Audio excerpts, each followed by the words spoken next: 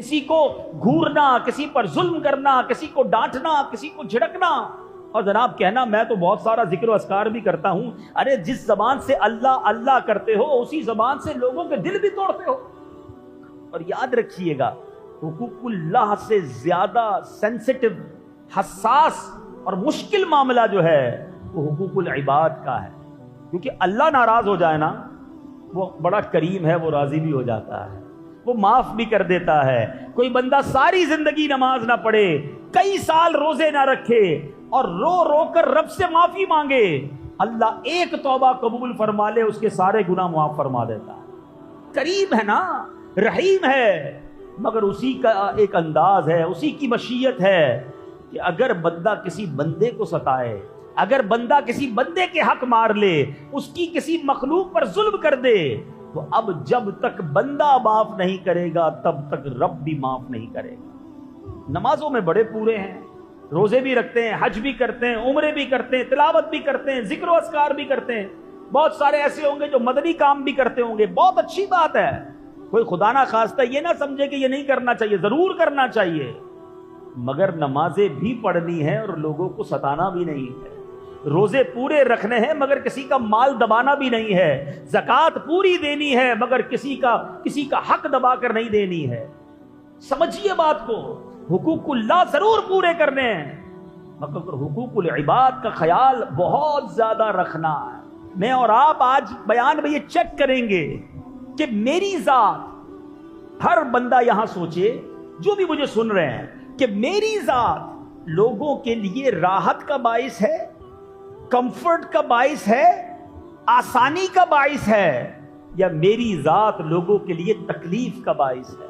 مجھ سے جو قریب ہوتا ہے وہ تکلیف میں آ جاتا ہے، وہ ٹینشن میں آ جاتا ہے، وہ پرابلم میں آ جاتا ہے۔ اگر میں ایسا ہوں تو پھر سوچئے میں کیسا ہوں؟ مجھ سے برا کون ہے کہ اللہ کے بندے مجھ سے تکلیف میں ہیں؟ مجھ سے بات کرتے ہیں تو پرابلم، مجھ سے کاروبار کرتے ہیں تو پرابلم، میرے قریب رہنے آ جائیں تو پرابلم، مجھ سے رشتہ کر لیں تو پرابلم۔ سوچئے نا، کیا مسلمان ایسا ہوتا ہے؟ کیا مسلمان کسی کی تکلیف کا باعث بنتا ہے؟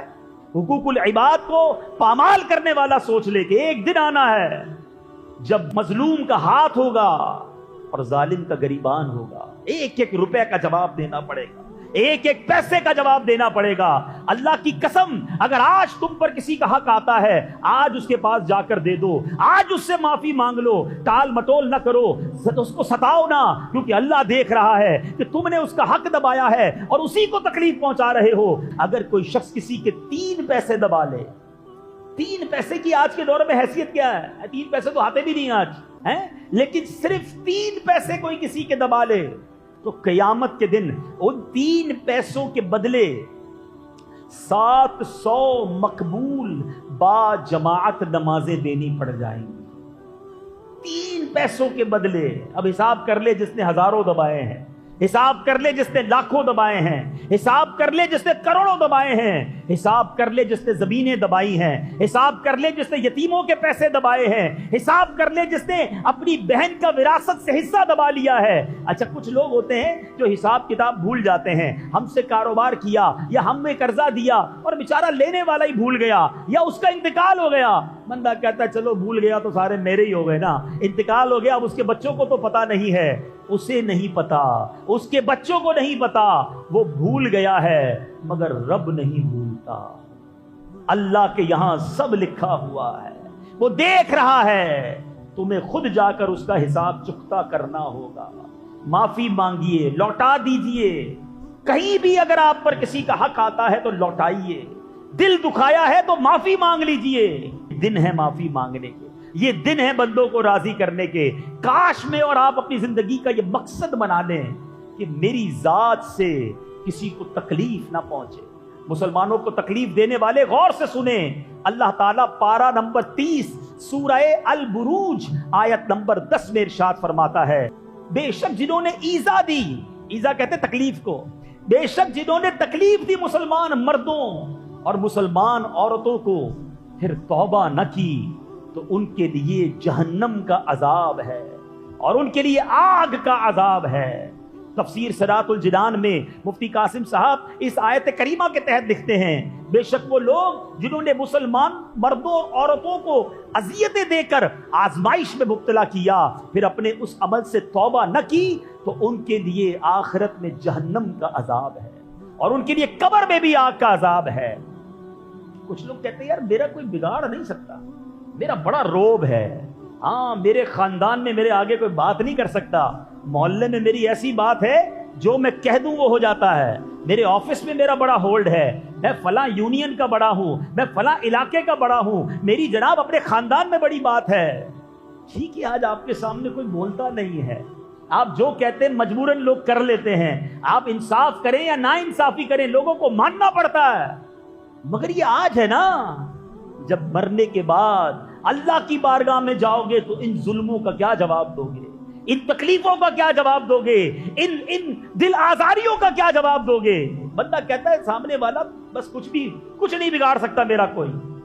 یاد رکھیے گا میٹھے اسلامی بھائی، اللہ کی لاٹھی کہتے ہیں نا بے آواز ہے، جب وہ حساب کرتا ہے تو بڑے بڑے سورماؤں کو ہم نے خاک پر لیٹے دیکھا ہے، کبھی بڑا بول نہ بولنا، کبھی اترانا نہیں، کبھی تکبر نہ کرنا، لوگوں کے خیر خواہ بن جاؤ کہ لوگوں کی دعائیں تمہارے ساتھ ہوگی تو تمہارا بیڑا پار ہو جائے گا۔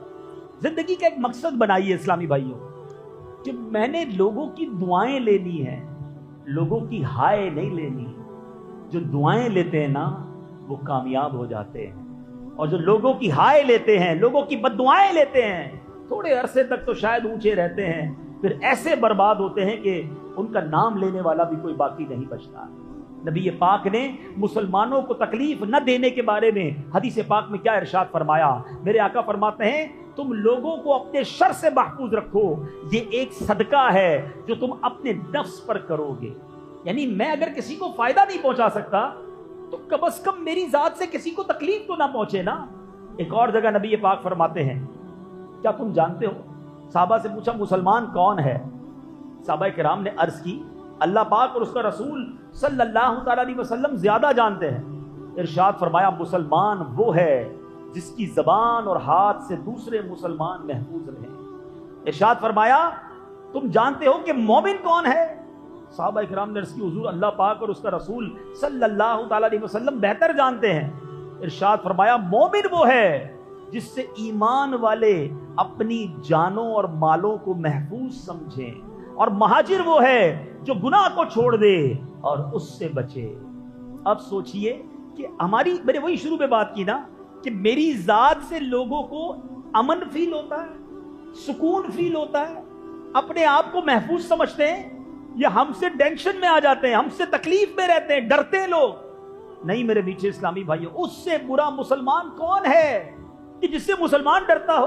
بات کرنے میں ڈرے، کاروبار کرنے میں ڈرے، پیسے دینے میں ڈرے، رشتہ داری کرنے میں ڈرے، وہ کیسا مسلمان ہے؟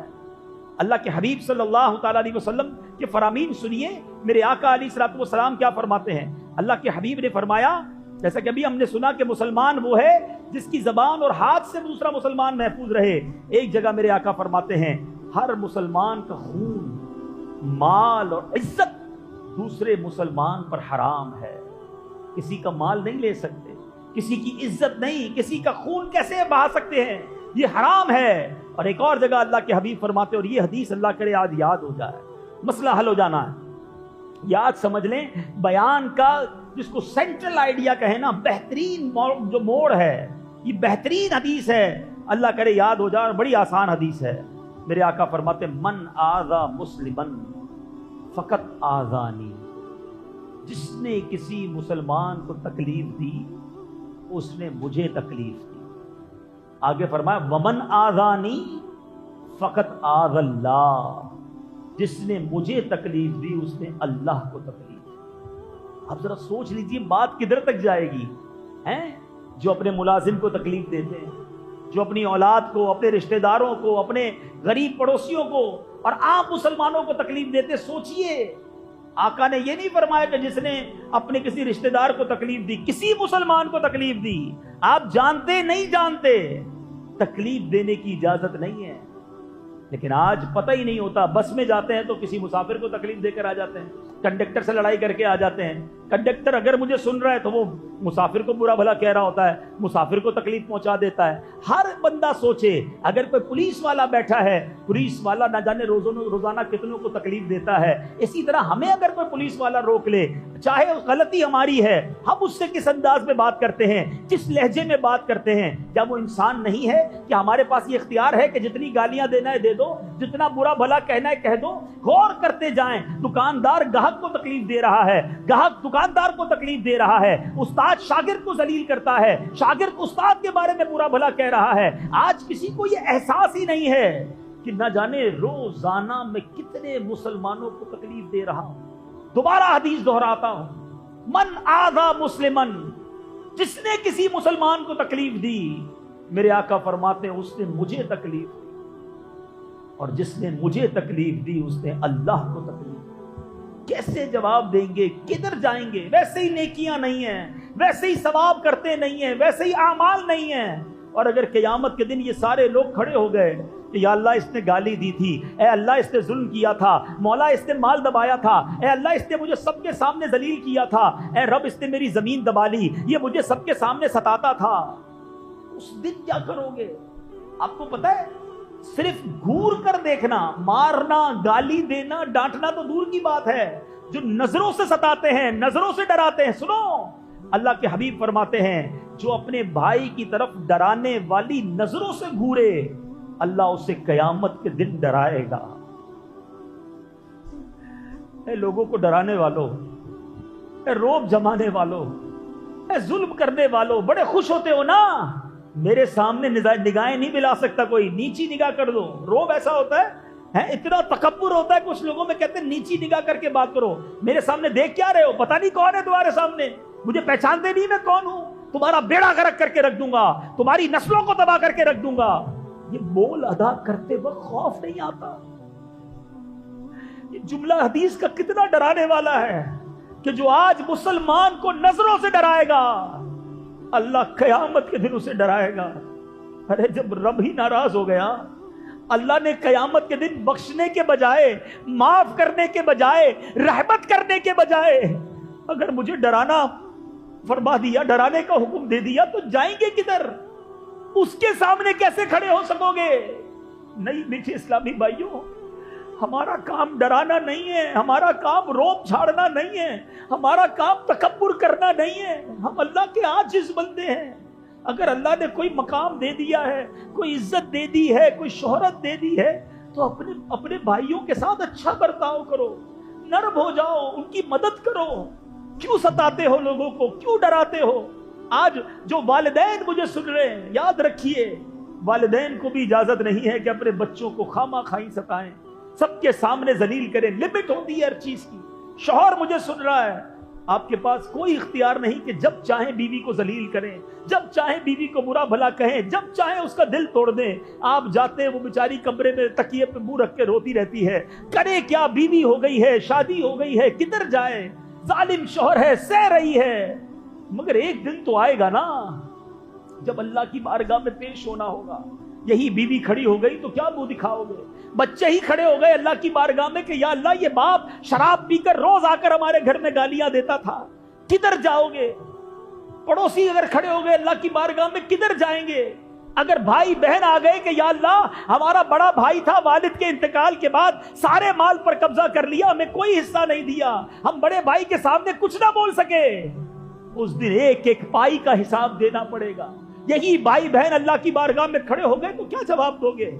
यही पड़ोसी खड़े हो गए तो क्या जवाब दोगे?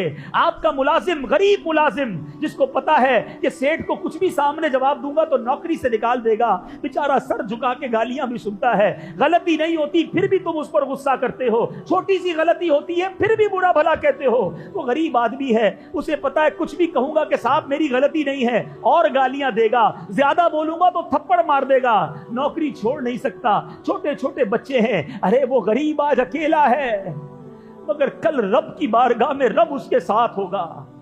ए अपने मुलाजिमों को डांटने वालों, ए अपने मुलाजिमों पर जुल्म करने वालों, क़यामत के दिन मैं दोबारा ये हदीस पढ़ता हूं, अल्लाह के हबीब फरमाते हैं, जो अपने भाई की तरफ डराने वाली नजरों से घूरे, اللہ ताला उसे क़यामत के दिन डराएगा। अरे उस दिन किधर जाओगे?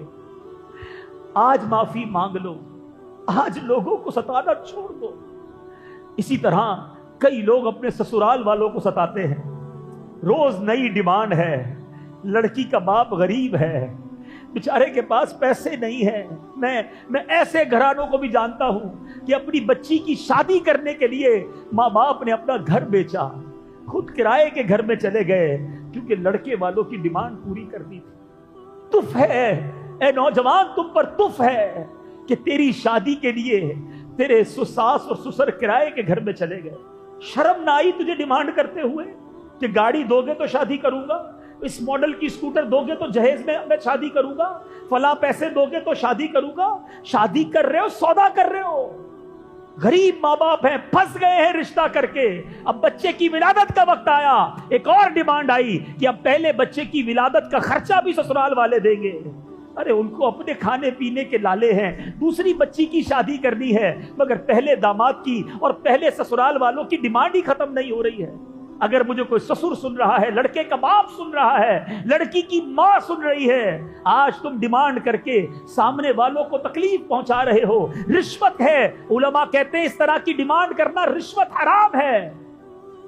वो बेचारे मजबूर हैं, कभी कर्जा लेते हैं। भाई क्यों कर्जा ले रहे हो? वो दामाद को ईद का जोड़ा देना है। अरे अब क्यों कर्जा ले रहे हो? अरे भाई वो बेटी के सर को उम्रे पर जा रहे हैं तो कुछ तोहफा लेकर देना है। शर्म नहीं आती कि सामने वाले कर्जे में डूबे जा रहे हैं और तुम रोज नई डिमांड करते हो। तुम्हारी डिमांडें ही खत्म नहीं होती हैं। क्या जवाब दोगे अल्लाह की बारगाह में? क्या तुम्हें मरना नहीं है? खुदारा नौजवानों से मैं कहूंगा, अगर आपके माँ बाप की डिमांडें हैं, खड़े हो जाएं अपने माँ बाप की बारगाह में, हाथ जोड़कर कहे कि मुझे कुछ नहीं चाहिए अपने ससुराल वालों से। वो गरीब लोग पर क्यों इतना प्रेशर डालते हो? अगर किसी के यहाँ बेटियां आ गई हैं तो वो बेचारा क्या मर जाए, अपने गुर्दे बेचे, करे क्या अपनी बच्चियों के शादियों के लिए?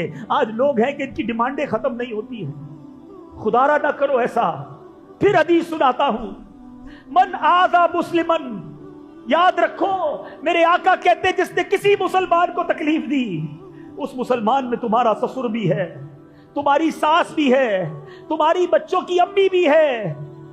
डिमांडें न करो, क्योंकि आका फरमाते जिसने किसी मुसलमान को तकलीफ दी उसने मुझे तकलीफ दी, और जिसने मुझे तकलीफ दी उसने अल्लाह को तकलीफ दी। आज बंदा दामाद बनते ही अब ससुराल वालों के लिए नई टेंशन कि दामाद साहब जब तक नहीं आएंगे खाना शुरू नहीं होगा।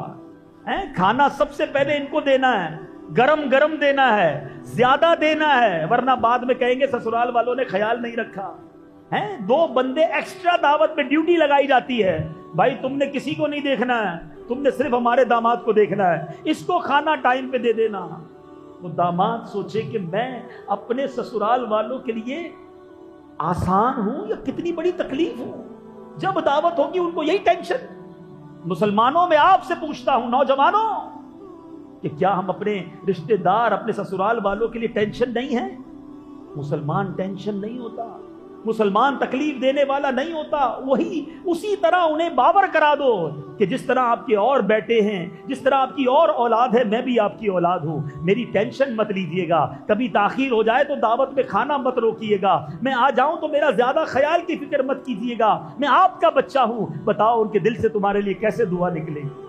लेकिन आज तो हमारा अंदाज ही और है ना कि हमें तो प्रोटोकॉल चाहिए, चाहे अगले का बेड़ा गर्क होता हो।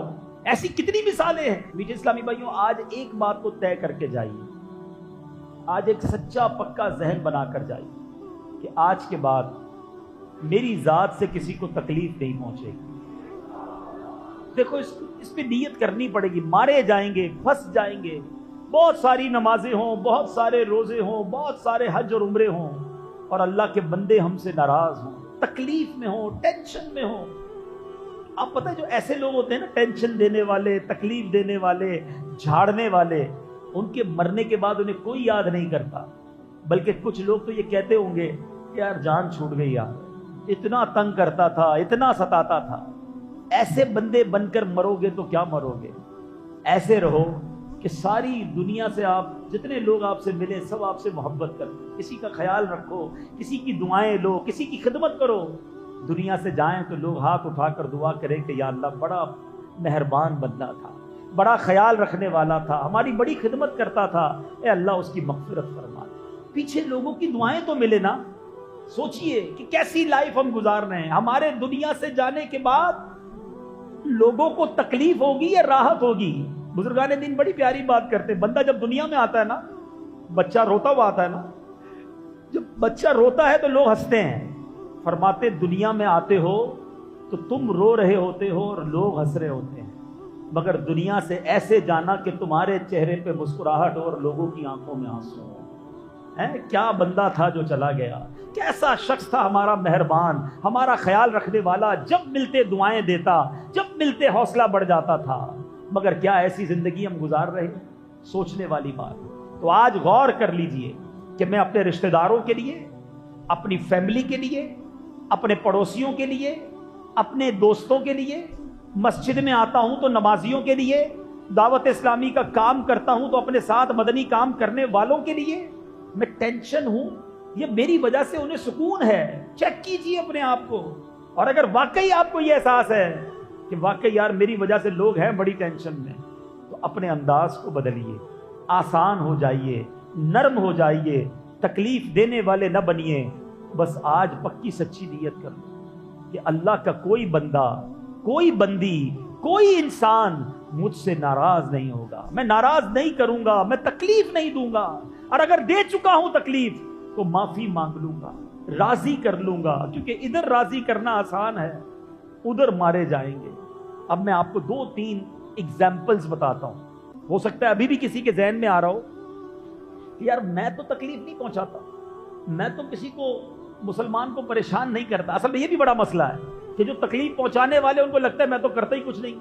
ان کو کون بتائے؟ اتنی ہمت بھی نہیں ہوتی ہے کسی کی کہ وہ آپ کو بتا سکے کہ حضرت آپ کی جو بات کرنے کا اسٹائل ہے نا، وہ ہمارا دل کرچی کرچی کر دیتا ہے، آپ کا یہ جو طنز کرنے کا انداز ہے نا، یہ ہمیں بہت برا لگتا ہے۔ یہ بھی ہمت نہیں ہوتی ہے۔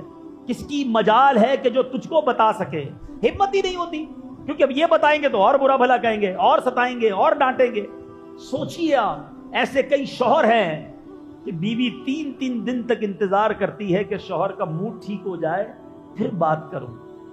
ایسے شوہر کس کا؟ ایسا شوہر اگر میں ہوں تو کیسا ہوں؟ خود سوچئے نا۔ اتنا خوف گھر میں، اولاد باپ سے بات کرنے کے لیے انتظار کر رہی ہوتی ہے کہ کب والد کا موڈ ٹھیک ہو جائے پھر بات کریں، ورنہ ابھی بات کرنی ہے تو گالیاں ہی پڑنی ہیں۔ یہ باپ اپنے بارے میں سوچے میں کتنا برا انسان ہوں۔ اسی طرح سیٹھ سے اب نوکر بات کرنے میں کئی دن تک سوچتا ہے کہ یار آج صاحب کا موڈ ٹھیک نہیں ہے، آج بات نہیں کرنا ورنہ خیر نہیں ہے، اور یہ کہہ بھی نہیں سکتا کہ حضرت آپ کے موڈ کی وجہ سے بات نہیں کر رہا ہوں۔ اتنی ہمت تو نہیں کرے گا نا کوئی۔ تو ایک یہ بھی پرابلم ہے کہ جس کا مزاج ایسا ہے، تنگ کرنے والا، ڈانٹنے والا، جھاڑنے والا، اس کو سمجھا بھی کوئی نہیں سکتا، اور وہ بھی سمجھ رہا ہوتا ہے میں تو بالکل ٹھیک ہوں، آئی ایم اوکے۔ نہیں جناب، آپ اوکے نہیں ہیں، آپ سے بڑی تکلیف ہے، آپ سے بڑی ٹینشن ہے، مگر پرابلم یہ ہے کہ یہ تکلیف بتانے کے لیے بھی کسی میں ہمت نہیں ہے۔ تو خدا را خود اپنے آپ کو چیک کرنا ہوگا کہ میں کہیں گھر میں داخل ہوتا ہوں، لوگ مسکراتے مسکراتے چپ تو نہیں ہو جاتے؟ مسکراہٹیں ختم ہو جاتی ہیں کسی کے گھر میں داخل ہونے سے، اچھا خاصا لوگ ریلیکس ہوتے ہیں، گھر میں داخل ہوتے ہی سب پہ ٹینشن، ایمرجنسی طاری۔ اب بندہ خود سوچ لے کہ میں گھر کا فرد ہوں یا پولیس انسپکٹر ہوں، گھر میں جاتے ہی سب ٹینشن میں آ گئے، جلدی کھانا لگاؤ ورنہ خیر نہیں ہے، کپڑے استری کر دو ورنہ ابو نے چھوڑنا نہیں ہے، جلدی جوتے پالش کرو ورنہ بڑے بھائی نے ناراض ہو جانا ہے۔ ارے بڑا بھائی ہے، والد ہے، یا تو پولیس انسپکٹر ہے؟ اپنے بارے میں سوچیں کہ میں جدھر جاتا ہوں لوگوں پر خوف طاری ہو جاتا ہے، وہ انسان اچھا نہیں ہے۔ آپ جدھر جائیں لوگوں کے چہروں پر مسکراہٹ آ جائے، کمفرٹ ہو جائے، آسانی محسوس ہو، گھر والے کہے ابو آ گئے، بھائی آ گیا ہے، ماں کہے میرا بیٹا آ گیا، ادھر تو سارے ٹینشن میں ہوتے ہیں۔ اپنے آپ کو چیک کیجئے۔ اور اب میں 2-3 ایگزامپل دے کر بیان کو ختم کرتا ہوں۔ مثال کے طور پہ، اب عادت ہے نا کسی کے گھر گئے اور وہاں جا کر جناب کسی نے دعوت پر بلایا، ایک تو اس نے مہربانی کی ہمیں بلایا، ہم کیا بنے؟ مہمان۔ مہمان کے آداب ہیں کہ جدھر بٹھائے ادھر بیٹھ جائیں، گھر میں کھانے میں عیب نہ نکالے، فرمائشیں نہ کرے، مگر ادھر ایسے مہمان ہیں کہ ان کو مہمان بنا لے، اب اپنی خیر نہیں ہے، کیونکہ گھر میں جاتے ہی انہوں نے شروع ہو جانا ہے، یار ابھی تک وہی پرانے ہی صوفے ہیں، میں 5 سال پہلے آیا تھا تب بھی تم نے کلر کرنے کا کہا تھا، ابھی تک کلر نہیں کروایا، यार पंखा तो देखो तुम्हारा कितनी आवाज कर रहा है, बाहर मैंने मोटरसाइकिल खड़ी देखी, अभी तक वही फटीचर मोटरसाइकिल लेके रखी है।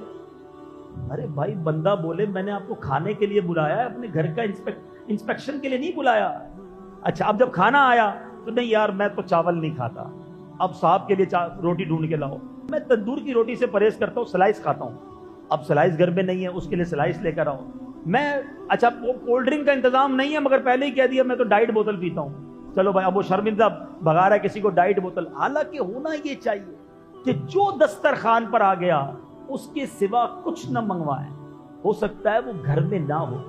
एक बार मुझे याद है एक साहब ने, हम खाने पर बैठे तो मेजबान से कहा कि टिश्यू पेपर लाइएगा। अच्छा हर बंदा समझता है हर घर में टिश्यू होगा, नहीं होता। उस बेचारे ने शर्म के मारे बाहर गया, बच्चे को पैसे दिए, बेटा जाओ भाग के जल्दी से टिश्यू पेपर लेकर आओ। अब सोचिए आपकी छोटी सी फरमाइश ने उसको शर्मिंदा कर दिया। ये नहीं होना चाहिए। जो दस्तरखान पर अगर पसंद है तो खा लीजिए, अगर आपका मिजाज नहीं है, नबी पाक अलैहिस्सलाम का अंदाज ये होता कि खाना पसंद ना होता तो हाथ रोक लेते, ऐब ना निकालते। लेकिन आज किसी को मेहमान बना ले, वो मेहमान मेजबान के लिए टेंशन बन जाता है। ऐसा क्यों? हालांकि यहां तक लिखा कि आपको जिधर बिठाए उधर बैठे, मेजबान जहां कहे ना हुजूर आप इस सोफे पे बैठ जाए, उधर ही बैठ जाएं। बंदा कह नहीं है जरा मैं उधर बैठूंगा, क्या पता उसको वहां ना बिठाना हो आपको, वहां बैठेंगे तो घर की बेपर्दगी होनी हो, वो सोफे का कवर ही फटा हुआ हो, उस बेचारे ने ऊपर चादर रखी हो, अपना ऐब छुपाया हो, मगर आप जाकर वहां बैठ रहे। अपनी आदत बनाएं। आप बताइए, है बड़ी बारीक सी बात, मगर क्या हम किसी के मेहमान बनते वक्त ये ख्याल करते हैं कि उसको टेंशन ना हो? कोई डिमांड नहीं होनी चाहिए बिल्कुल, और आखिर में दुआएं देकर आए, ऐब निकाल के ना आए। प्रॉब्लम ये कुछ लोगों का काम ही ऐब निकालना है। उनसे हाथ मिलाओ तो ऐसा लगता है कांटा चुभो देते हैं। बंदा बोले नहीं हाथ मिलाता तो अच्छा था यार। जब मिलते हैं कोई ना कोई तंज, कोई ना कोई, कभी इमामा ना पहनो तो कहते हैं आज इमामा नहीं पहना, कभी इमामा पहनो तो ये वाले रंग का क्यों पहना है? यार तुम मुस्कुराते नहीं हो, ज्यादा मुस्कुराए तो हर वक्त मुस्कुराते रहते हो। बंदा बोले करूं क्या इसके सामने, इतनी टेंशन? तो ऐसे न बने। क्या लोगों में खूबियां नहीं होती? एक मिसाल बड़ी प्यारी हमारे निगरान शूरा देते हैं। दो किस्म की मक्खी होती है, याद रखिएगा। एक होती है घरेलू मक्खी और एक होती है शहद की मक्खी। ठीक है ना, घर में भी मक्खियां होती हैं। घर की मक्खी कहां बैठती है? घर की मक्खी ढूंढ कर गंदगी पर बैठेगी। जिधर कचरा पड़ा होगा ना, घर की मक्खी हाउस फ्लाई उधर ही जाके बैठेगी। आपका कभी जिस्म में कहीं जख्म लग जाए, वो जख्म पे आकर मक्खी बैठेगी, है गंदगी पर ही मक्खी बैठेगी।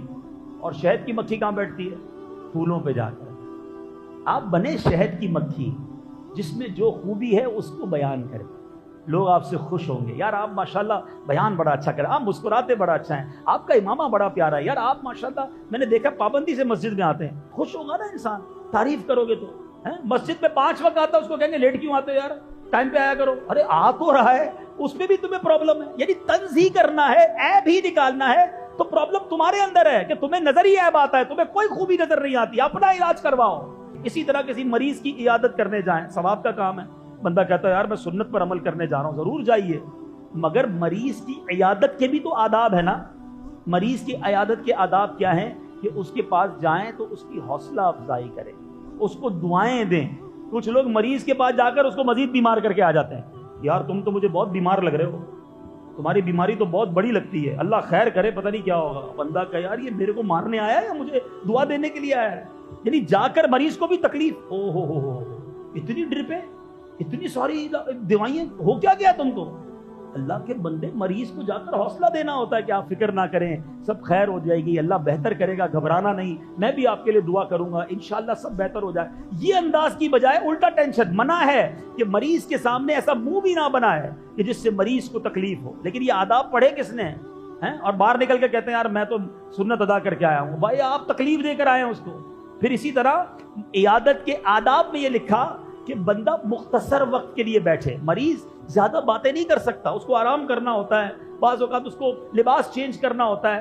तो अगर मरीज चाहता है कि आप बैठे तो अलग बात है, वरना चंद मिनट बैठे और चले जाएं। लेकिन कुछ लोग घंटों। अच्छा एक ही सवाल सबने करना है, यार ये बताओ हुआ क्या था?